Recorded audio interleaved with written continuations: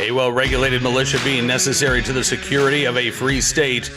The right of the people to keep and bear arms shall not be infringed. Welcome to another edition of Bearing Arms, Cam and Company. My name is Cam Edwards. Glad to be with you on the program today, and I am thrilled to have with us as a guest on the show Judge Phil Journey from the great state of Kansas, one of the named plaintiffs in one of three lawsuits filed yesterday challenging the ATF's new Engaged in the Business rule. Phil, along with a couple of other Kansas gun collectors and 21 attorneys general, filing suit in the Eastern District of Arkansas in federal court. You also had lawsuits filed yesterday by the Florida Attorney General, by the state of Texas, Louisiana, Mississippi, Gun Owners of America. So we've got multiple lawsuits taking on this rule, which I think is fantastic. But I got to say, right before I was able to chat with Phil, I got word that the NRA board election results are out.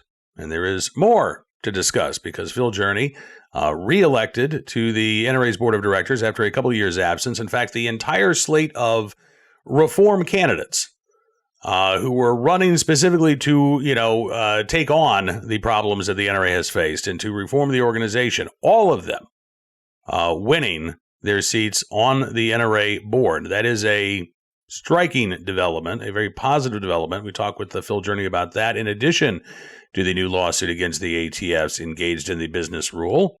Take a look and a listen. Well, Phil, I don't know.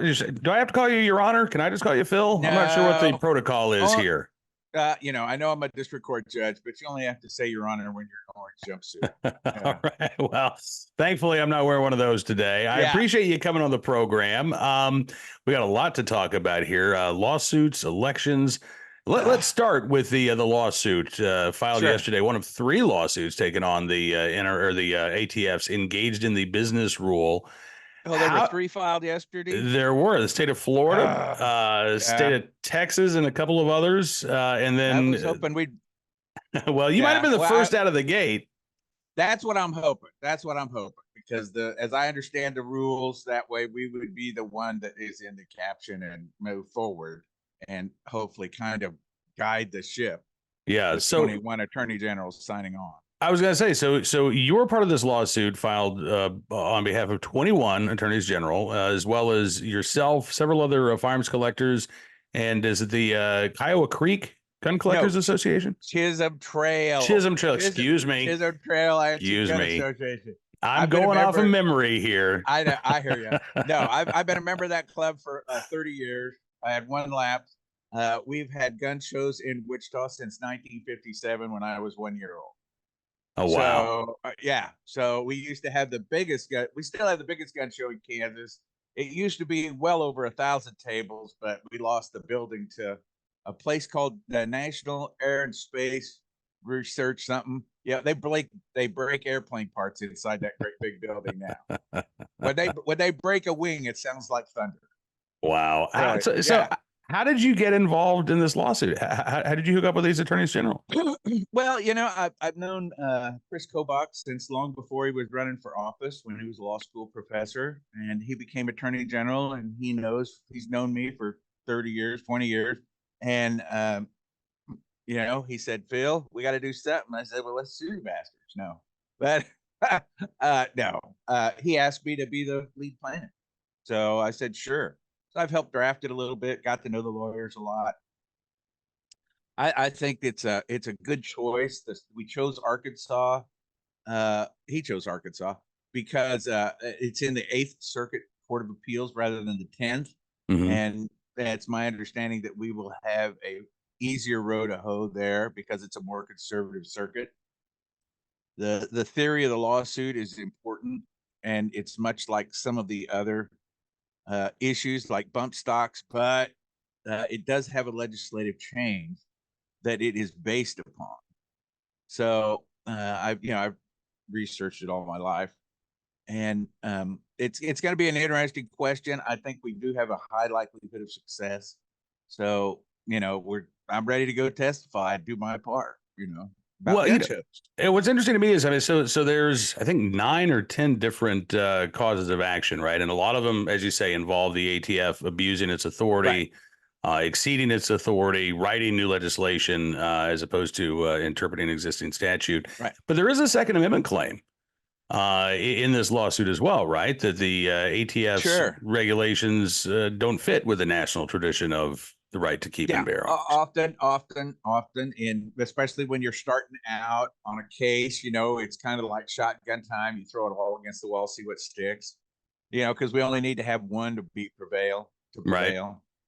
It's the legislative history on this. I think is probably going to be fairly important because actually, unlike bump stocks where they just redefined the old law, this is based on a modification of the statute that may have been inadvertent. I don't know. I haven't completed the legislative history, but they just pulled like one little phrase out. Yeah. I don't think maybe somebody knew what they were doing, but most of them did.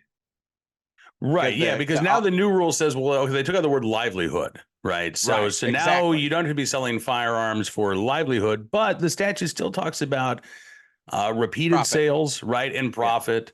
But the ATF has said, well, I mean, listen, you don't even have to complete a single sale for us to consider you an unlicensed gun dealer, even though the statute, again, talks about buying and selling repetitively. The ATF says, well, if you offer a single firearm for sale, and maybe you say that there are others available, that alone could be enough to say that you're an unlicensed gun seller. And the real point is that it is now so vague. What is selling it for profit? That it is now so vague that it is unconstitutional, and statutes can be void for vagueness when people don't know when they're going to break the law. That is essentially that concept. And that's the whole point for this rule, right? Is that you don't know when you're going to break the law, so you better err on the side of caution by putting that buyer through a background check. I don't think the background check is a defense to dealing without a license. Oh, that's what people aren't looking at. This is what Biden says he wants to do. Right. He just wants background checks at gun shows. Well, one, I don't think the system can handle it. Two, the real problem with the instant background check system is that the states don't do their job and they don't report the convictions. The vast majority of felony convictions are in state courts, not federal court. Right. Federal courts do about 2% of what states do. And so the point is that if it is so vague that you cannot know when you're violating it for sure, guess what? They're going to selectively enforce it. They're going to pick on people like you and me and make examples out of this. Right. And and I was going to say, going back to the legislative history, I mean, when you look at the debate, and this was included in the lawsuit that y'all filed yesterday, you talk about what happened during the debate over the Firearms Owner Protection Act in the 80s. And one of the reasons why the rule was changed then is because you had there were complaints that there were too many people getting FFLs, right? Well, they're getting FFLs so they can buy wholesale. They're getting FFLs because they're selling, 3 guns a year.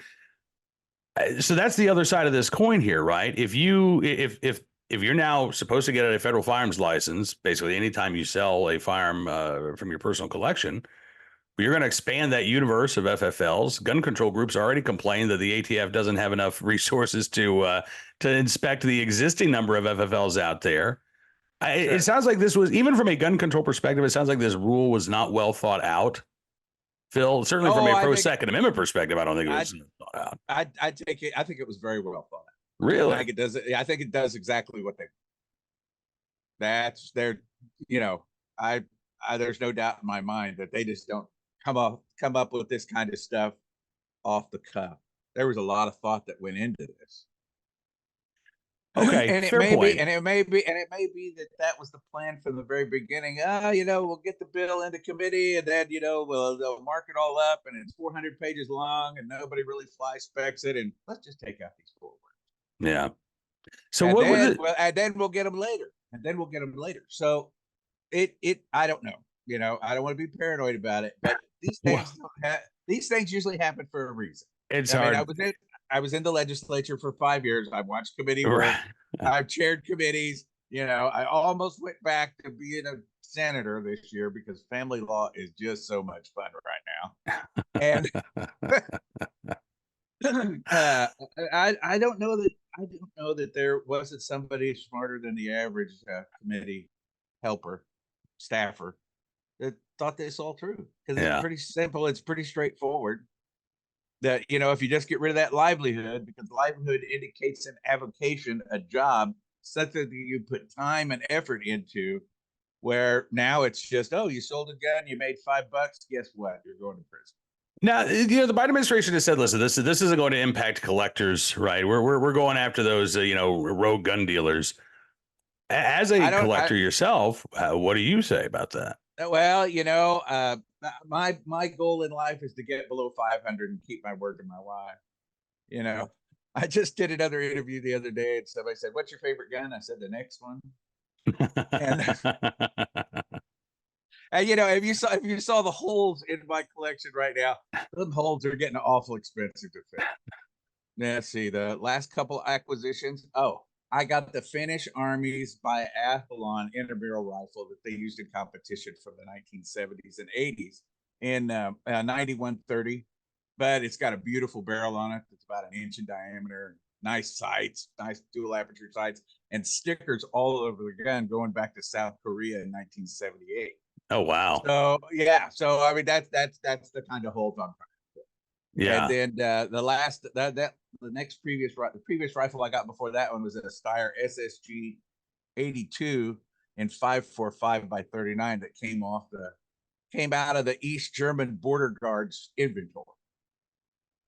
Whoa. So yeah, and I mean that oh my gosh, that 545. That's the first gun I've had in 545. I'm amazed. I am absolutely amazed. It's shooting half a minute off of a rest. We just had to argue about how to adjust my son and I were arguing about how to adjust the European scope on it, because you have to like undo one screw and screw one over, and it's not so nice, like neat little clicks that are quarter minute, Right. So yeah. So are you concerned? I mean, but again, like the Biden administration says, well, you don't have anything to worry about, Phil, because you're a collector, right? So yeah. We're all you don't buy Germans. It. We're all good Germans too. Okay, yeah, sure. All right, so it's going to be a couple of weeks before we know when a hearing is going to be held, but there is a request for an injunction, right? So you are trying to stop this law from being enforced, or this rule from being enforced. Well, go back to the old standard. Let's be really clear. I may be the client, but I'm not the one driving this. Right. I kind of have veto power. That's about it. And maybe, so okay. So let me rephrase that, Your Honor. That is the goal of your attorneys, then, right? Is to get this injunction to stop the rule from being enforced. That's correct. Correct. All right. Because it's got to be stopped. Yeah. It's tough when you interview a judge in a legal mind like you, Phil. All right. Please. I want to turn our attention to the other big topic of conversation, and that is the NRA board elections. Yes, we got the results this morning. I got the results this morning. I did get a hint that we won last night. The four of us, myself, Rocky Marshall, Jeff Knox, and Dennis Fusaro, were all elected, as was Buzz Mills, who is kind of like the fifth wheel. He's the one that was still on the board. So, there were things that he might have been able to help us with if they had occurred, because he was on the board, but we're not there. So, now it's time to move forward. The lawsuit with the New York Attorney General is still pending.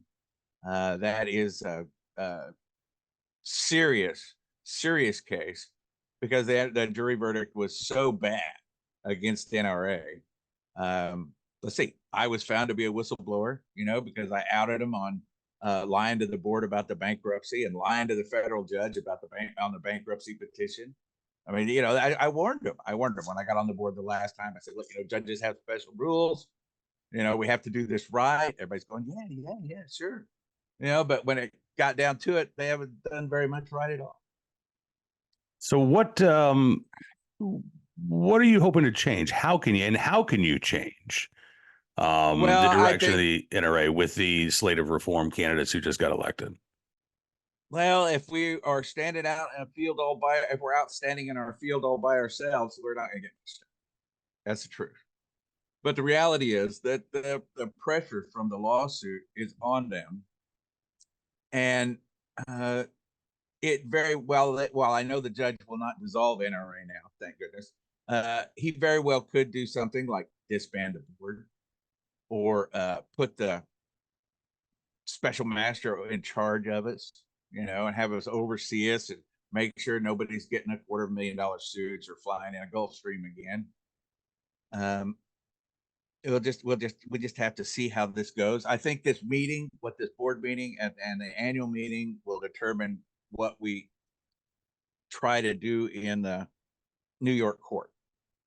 Okay. So if everything goes well, if everybody's on their best behavior, if we get real change in the board meeting, which I'm hoping we do, then we can go back to the New York court and go, you know what? We think we've got it, Judge. We'll let you know, have us back in 3 months and we'll tell you how it's going. And maybe we can skirt past having a special master appointment. The real answer, though, is that if the membership does not come back, if we can't clean it up to their satisfaction, and the membership doesn't come back, I doubt it will survive. And so, we have to clean it up. We have to be transparent. We have to be open and honest with the membership. And we have to right the ship and, rebuild services. I don't think that the NRA has any political power inherent in itself. It all flows from the membership. Mm-hmm. And when we lose members, we lose power. And we need to get back to 4 or 5 million members. I'm guessing we're below 4 million now. Today, I think I can start asking questions of staff and get a real answer.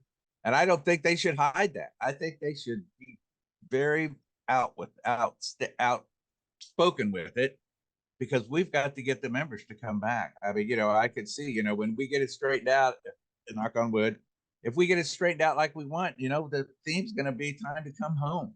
Yeah. Because we need them. We need them. We need that other 2 million members. We need them for political action. We need them for the revenue. We need them so we can rebuild the programs. I mean, the reality is that everything runs basically by volunteers. And I'd like to bring a lot of the employees back.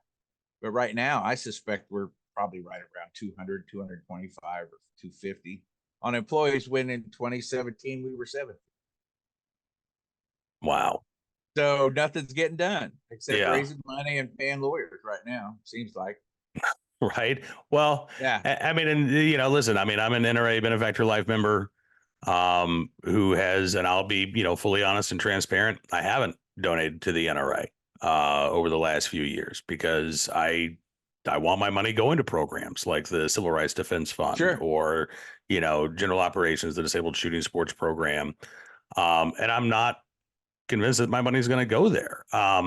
I will say also, as an NRA Benefactor Life member, I am bothered and I am troubled when I hear statements from NRA President Charles Cotton saying that the organization has never been stronger than ever. I mean, you talk about transparency. I want to see some transparency from the leadership that currently exists, because I don't believe that the NRA is stronger than it's ever been. And that's some Baghdad Bob happy talk, as far as I'm concerned. I want the truth. I know you're exactly right there. And the real problem is, too, that pattern of behavior has actually enveloped the board of directors, and they don't know what they're doing, and they don't know where they're at, and they don't know where they're going, because it's all happy talk. The last board meeting I attended, or the second from the last one, I want to say that was September of 23. No, anyway, the second from the last one, they're up there doing all the happy talk. You've been to the members meeting, and you've been to the board of directors meetings before. They all have the speeches from the officers, and they're up there saying, "Oh, our 5 million members are so proud of you." And I knew it was a lie. And so during finance committee, I got up and and Cotton rolls his eyes and goes, "Yes, Judge Journey." And I go, "How many members do we have? Just tell me how many members we have," because I knew we were below 5, and probably closer to 4 than we were to 5. And you know what? Nobody knew. Nobody would tell the board of directors how many members the association had, because they knew that number, just like the voting numbers today from the membership election for the board. It's just unbelievable that it operates this way, that it operates like a third world country. And what we're seeing is the disintegration of a dictatorship. It is just like that in little countries like in Asia or wherever, Africa, that the corruption could only gets worse, and it can only go on so long until it breaks the back of the country. And Well, that's what's happening inside NRA. And I'm going to, I guess, engage in a little bit of happy talk myself because I am an eternal optimist. The challenges are real, as you discussed, but I think this is an opportunity. I believe so. To rebuild the organization, and listen, Yes. The NRA is important. The NRA needs to be here, but it needs to get back to its core mission, and that's what I want to see as an NRA member. That is what all four of us want to do, and I think many of the board members are going to come along with us. I think that this meeting is absolutely the turning point. The May 20th, that's the turning point. That is only 18 days away. I know. What could rank and file NRA members do? I mean, obviously they voted. Some of them did anyway. But what can the average NRA member do right now to help steer the ship in the right direction? Sure. Great question. Well, I expect they will express their emotions at the members' meeting. The truth is that if you want to persuade somebody, screaming at them usually doesn't seem to work real well. And so, the answer is that when they find a board member on the floor at the members' meeting or at assuming they're proud enough to wear the badges like we used to, just be calm and say, fix it. Do what Phil wants. Let's get services back. Let's be honest with the membership. Let's try to rebuild. I mean, I want to make it like the Blues Brothers. Let's get the band back together. Because I know all these employees that have been fired or quit or just resigned because they were so fed up with the way it was running. And the ones that remain, they need support too. Honestly, I think we need to bring in counselor for them because they've been through hell. Not knowing when they were going to get fired or if they were, who would say what. Wayne's theory of management by chaos, as he described it. Yeah, it's not business management; it's political control. That's what it is. Yeah, and so Rocky Marshall, I'm so glad to have him with me. He is the best numbers guy I have ever seen. And I think he can help us I know he'll be able to help us get the finances back on track. I hope to get us back on track politically and legally. And I know there'll be other people like Buzz Merritt and Jeff Knox who raises some really good points that can help participate in the process. And just Dennis has been a grassroots guy his whole gun rights career. He said he's now a political consultant and goes and works on campaigns and stuff. He knows a lot about it. I think we can go in with the four of us and with more volunteers and others to straighten it out, try to right the ship, see if we can get it back on track. I think it will take 3 to 5 years to do that. I hope it'll go quicker. Honestly, our political campaign, we did things in the campaign to get on the board of directors nobody's ever done before. And it worked surprisingly well. And when you look at the order of I assume you got the order that I came in number 2, Rocky came in number 3, Jeff Knox is number 5. And the order tells us that and think about the campaign, it was only vote for these 4. Oh, plus Buzz. Just vote for these 4 plus right. Buzz. And look at where we were. I've never been that high in the voting before. I've usually been middling, like around 15 or 22 or something like that. Yeah. But now we're 2, 3, and 5. I mean, to me, that does send a message. And I hope that the other board members are listening. Phil, listen, we've got to leave it there, unfortunately, but I'd love to have you back here maybe after the board meetings have wrapped up and we can touch base with you again. Heck, I was hoping you'd be there and do play-by-play. Well, I will say that as of right now, I don't have any plans to attend the annual meeting this year. I'm trying to rearrange my schedule so that I can make it down there, but I might be covering this remotely, unfortunately. Cam, I really appreciate the opportunity to be here, but the truth is that this has the potential of being another Cincinnati. This meeting could be Cincinnati again. It could be historic. And I hope it is. I hope that the membership is informed and they know what's going on and they have an understanding of what is at stake. because it is more than just the NRA. It is our culture that is at stake in this struggle. Because if the NRA folds, we will lose this issue in a generation. We are already seeing signs of loss of public opinion and support, particularly in millennial. And the truth is that demographically, we will lose overall if we can't turn that around. That's what we have to do. Yeah. Judge Phil Journey, thank you again, man, for everything you're doing. Thank you for coming on the show today. And we will be talking again very, very soon. Great to see you again, Cam. Good to see you too, Phil. Thanks. Too. Bye. Phil is a character. I could talk to Phil every day on this program, and I probably wouldn't have to say much, honestly. Just ask him a question and let it fly. Anyway, looking forward to having Phil back on the program very, very soon.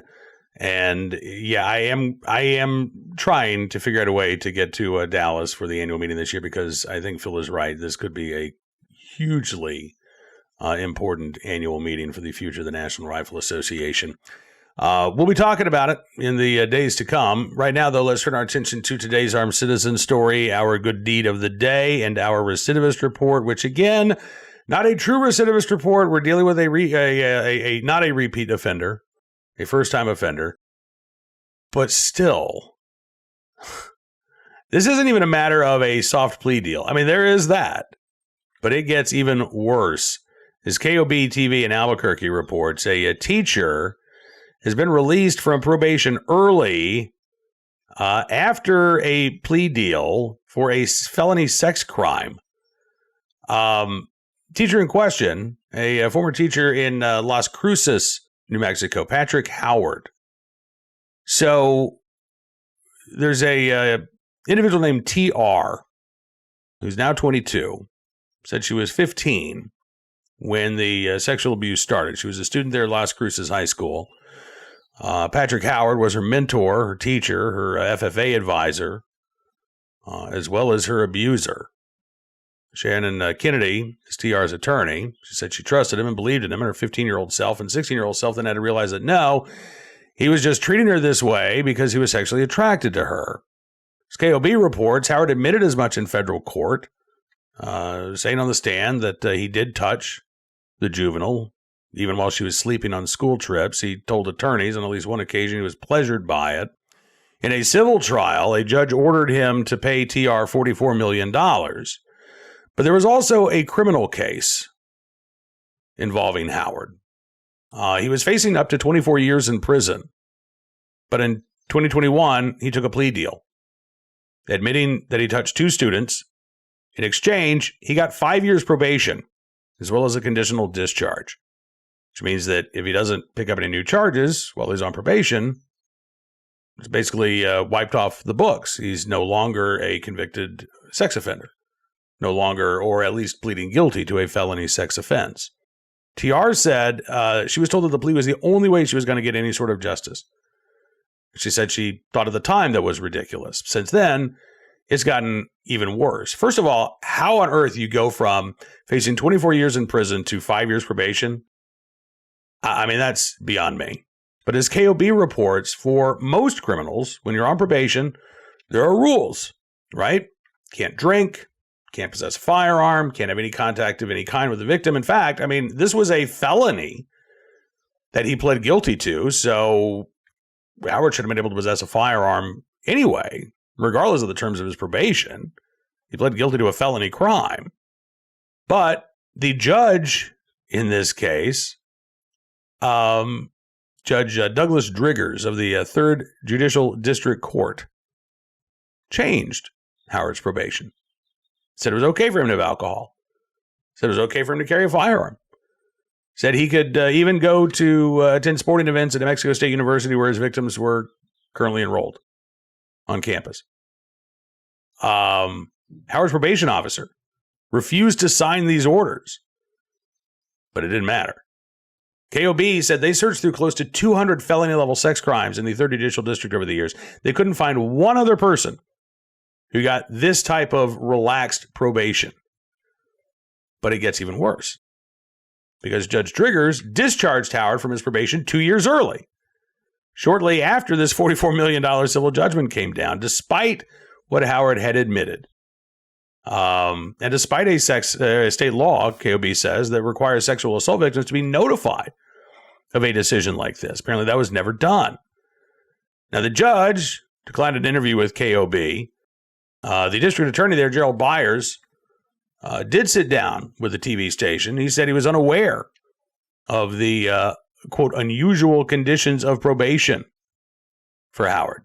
He said a very experienced prosecutor made the call to a plea bargain to cut the sex offender registry and allow for a conditional discharge, he said, with the permission of the victims in this case. But again, one of the victims says she was told this is the only way he's going to face any kind of justice. If you're, a young individual, what do you do? It's this or it's nothing. Well, that doesn't necessarily mean that they got permission. Or maybe they got permission. But was that really what the victim wanted? KOB asked if the prosecutor was the same attorney that was brought up in Howard's federal trial, which the teacher says he may have known from church. Byers said, I have no idea who the prosecutor knew. I have no idea who the defendant knew. All I can tell you is that I have nothing in the record to believe that this prosecutor who handled this case gave this guy any special dispensation because of friendship or prior knowledge or anything like that. He says he does admit that his office failed to notify Howard's victims before his probation was ended early. He says, I sincerely apologize. And he says, I can tell you who's responsible for that. I am. He says, you know why I'm responsible for that? Because I'm the elected district attorney. He said that there was a tight turnaround between the defense filing this motion to discharge probation and the court setting the hearing. Less than 24 hours, which again is unusual. Normally, he says there's about 7 working days. But not in this case. The New Mexico Department of Justice, according to KOB, is now looking into how this case played out. But I got to say, boy, this leaves a really, really bad taste in my mouth. I mean, it does sound like the victim says that there's a good old boys network involved here. I don't know if that is the case, but I do know that the vast majority of criminal defendants, even for our recidivist report, I mean, this is something pretty extraordinary. From 24 years in prison to 5 years probation with almost no terms to that probation, and then that probation ended early. That, again, just doesn't happen in the vast majority of circumstances. So why did it happen here? Now, today's Armed Citizen story from Houston, Texas, where a homeowner says that he was acting in self-defense when he shot and killed an attacker in his driveway, an attacker who apparently lived in the same neighborhood. Houston Police Department says they got a call about the shooting about 8:30 Tuesday evening in the southeast side of the city. Investigators say a 45-year-old was driving home, pulled into his driveway, had his family in his car, got out of his car. He was going to move the trash can that was blocking the driveway. And as his wife's parking the vehicle, the homeowner approached by a 29-year-old man who was described to be angry, behaving aggressively, according to the Houston Police Department. A physical fight started. Homeowner ended up shooting the suspect. Homeowner then called police. Houston Police Department Lieutenant Larry Krausen says apparently they both live on this street. We're trying to figure it out. Homeowner said the male attacked him in his driveway and he shot him in self-defense. Paramedics took the 29-year-old to Bentab General Hospital where he passed away. Police have not made any arrests. They say they'll present this case to a grand jury. Still very much in the early stages of the investigation, but if everything happened the way the homeowner says it did, this would be a pretty clear case of self-defense. You're there on your property, you're moving a trash can so your wife can park a car, and all of a sudden you're attacked. And yeah, at that point, you would have a justifiable fear of your life once you're being physically assaulted. So we'll keep an eye on this case, bring any more details as they become available. I will say that the grand jury system in Harris County is not the fastest that I've seen, so it could be a while before we get an update to this case. Finally today, in the right place, at the right time, willing and able to do the right thing, a school resource officer in Lincoln, Nebraska, who saved a student who was choking on his breakfast. It was just before 9 a.m. on Wednesday. Officer Robert Brenner at Scott Middle School, when a paraeducator came out of a classroom with a student who was choking at the time. Brenner said, I administered the Heimlich maneuver for concern that there was a blockage, and we called for medical assistance to come to the school. Thankfully, the blockage was removed. The student is going to be okay. Brenner says he undergoes CPR certification every 2 years, but this is the first time he's ever actually had to use that training in the real world. He says 26 years, never administered the Heimlich maneuver. This is my first time. Well, the training came in handy. And even though this was the first time in real life that Brenner had to put that training to work, did just fine. The student is going to recover, and Officer Brenner can go back to protecting these students and staff there at the middle school in Lincoln, Nebraska. All right, that is all the time we've got for you on this edition of Bearing Arms Cam and Company. I want to thank you for being a part of the program. As always, I'm looking forward to seeing you again on Monday with another edition of Bearing Arms Cam and Company. But don't forget to check out BearingArms.com between now and then. We're keeping the website updated with all of the latest Second Amendment news and information for your perusal and approval, even though you might not actually like some of what we're covering, because, there are some gun control bill nasty ones floating around out there. If you do like our coverage, however, I would encourage you to become a VIP or VIP Gold member. Just go to BearingArms.com/subscribe. Use the promo code GUNRIGHTS, and you can get a significant savings on your VIP or VIP membership. You will get exclusive content not available to non-subscribers. You'll have the ability to enjoy an ad-free experience. You'll be able to comment on stories.